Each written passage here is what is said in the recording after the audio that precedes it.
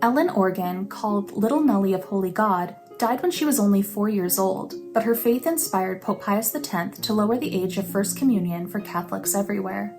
She was born in Ireland in 1903 and nicknamed Nellie from birth.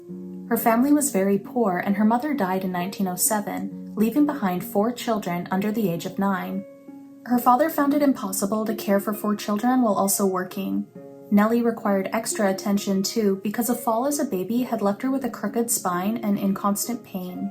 Nellie and her siblings were given up and put into orphanages. She and her sister Mary entered a home run by the Good Shepherd Sisters.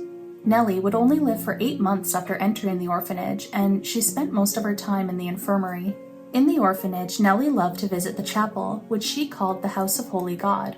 She was fascinated by the Stations of the Cross, and it was said by some that she had the gift of discernment. For example, it's said that she was able to identify which staff members had been to Mass that morning and received communion and which hadn't. She also started to report having visions of the Christ child and the Virgin Mary.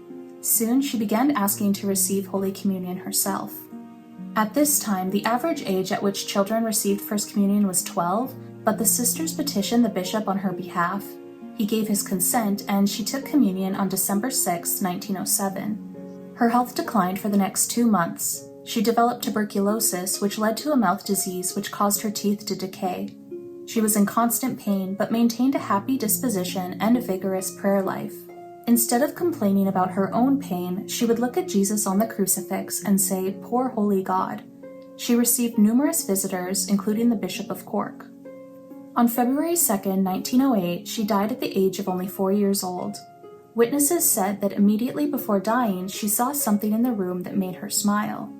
Her story spread across the world after her death, and Pope Pius X was particularly moved by her. He had already been considering issuing a decree to lower the age of First Communion, and he took her story as a sign.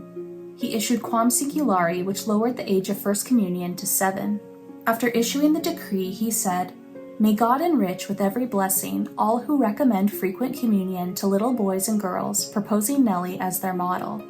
Her young age at the time of her death has been considered a major impediment to her possible canonization.